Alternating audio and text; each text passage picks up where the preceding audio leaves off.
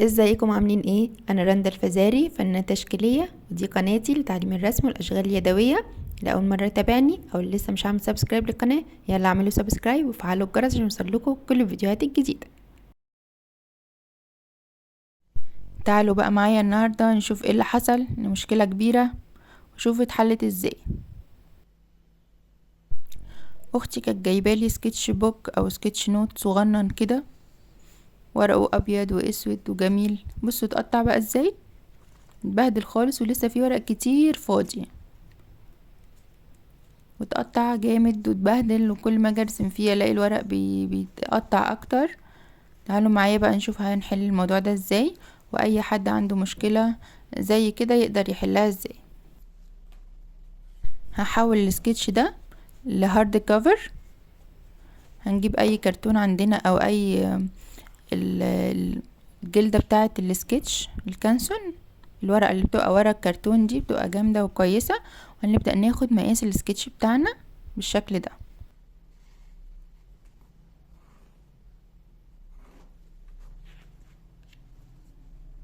ممكن نجرب بعد كده مع بعض كمان نعمل هارد كفر، نعمل نوت كده، مش لازم نصلح نوت، نعمل احنا نوت من اول وجديد.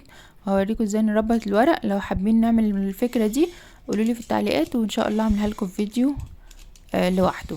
هنقطع كده مقاس النوت بوك بتاعنا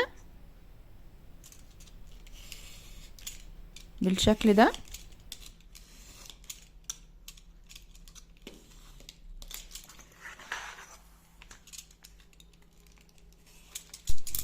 شايفين اهي. هنحتاج بقى من المقاس ده 2 اللي قدامه ورا، وبعد كده هناخد مقاس الجزء اللي ورا ده برضو على الكرتون ونبدأ ان احنا نقص.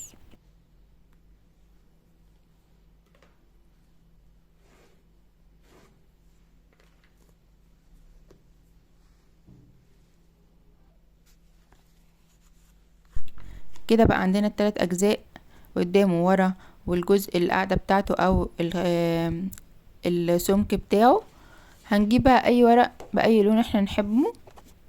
انا لقيت الورق ده فيه تكشر كده لطيف فهجيبه، وهبدأ ان انا الزق بقى الاجزاء بتاعتي دي عليه. اهم حاجة ان هي تكون على مستوى واحد، كل المسافات اللي ما بينهم واحدة، ما يبقاش ايه حاجة صغيرة وحاجة كبيرة. هنلزق بأي لزقة عندنا بقى.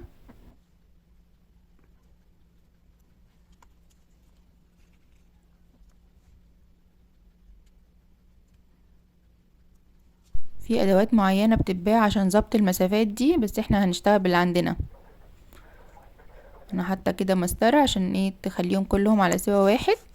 نبدأ ان احنا ندوس عليهم جامد، وبعدين هنقطع بقى حواليهم كده. نحاول نخلي مسافات على قد ما نقدر واحدة، هي كده كده هتتغطى، بس نحاول نخلي مسافات اللي حوالين الكرتون ده كله تبقى على قد بعض.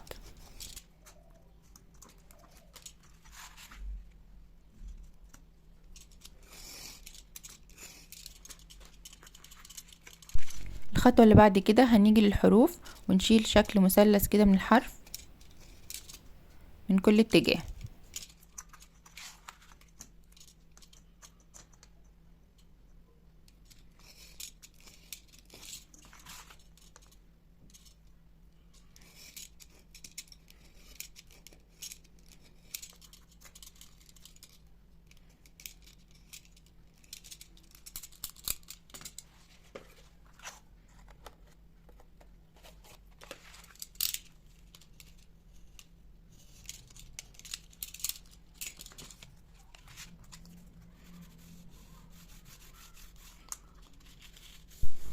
هنبدأ بقى نتني الأجزاء دي لجوه ونتنيها كويس. انا الورق عندي عشان هو ناشف شوية فبحاول كده اظبطه. هنتنيها كده ونلزقها. بصوا لو قفلناه كده يبقى شكله عامل ازاي، زي اي كتاب هارد كفر بنشتريه من بره. نبدأ بقى نلزق كل الاجزاء دي بس كده. نقدر بقى نجيب ورق بلون تاني ونغطي الجزء اللي جوه ده، او الاول انا هبقى اغطي الحروف عشان هقول لكم انا هعمل ايه. مش هغطي جوه عشان انا هلزق فيه الورق بتاع النوت بوك نفسه، عشان هو متقطع خالص. فهختار حاجة من الشرايط دي للحرف بتاعي. ايه رأيكم نختار انهي؟ محبتش اللزق قوي، ممكن نختار الغامق ده. هبدأ ان انا ده مش حباه يعني، هختار الغامق وهبدأ ان انا احاوط النوت بوك بتاعتي دي بيه كله. هلزقه وارجع لكم عشان منطولش الفيديو. انتوا تقدروا تسيبوه زي ما هو، تقدروا تحطوا عليه الشرايط دي، تقدروا تلزقوا عليه ستيكر براحتكم خالص، بقى التزيين ده يرجع لكم.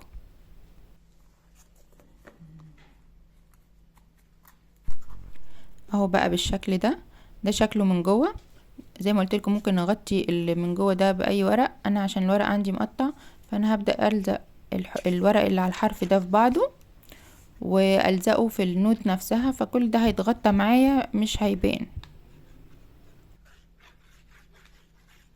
شايفين متبهدل قوي ازاي؟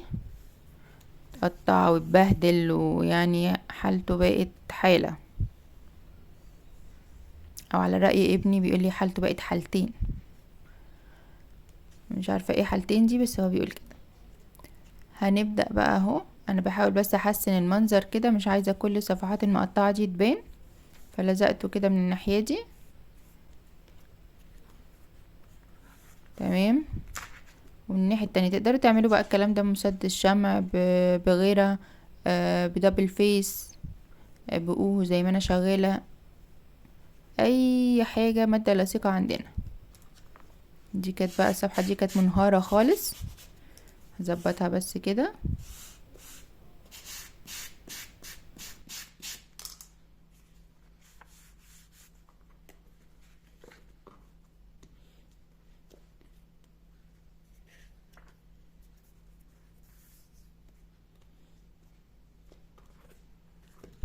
بس كده كده جاهز ان انا الزقه في الهارد كفر بتاعي، وهنشوف بعد كده هنعمل ايه فيه.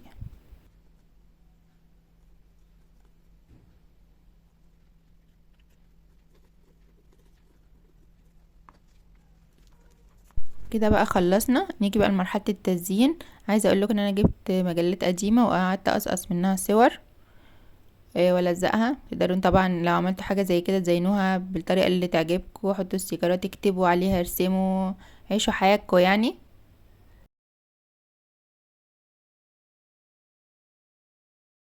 انا هنا مجرد قصقصت شوية كلمات وشوية ورود وشكل القماش اللي انتوا شايفينه ده، ولزقتهم.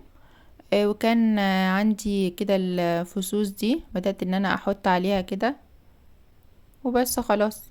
قولولي بقى لو الفكرة عجبتكم ولا لأ.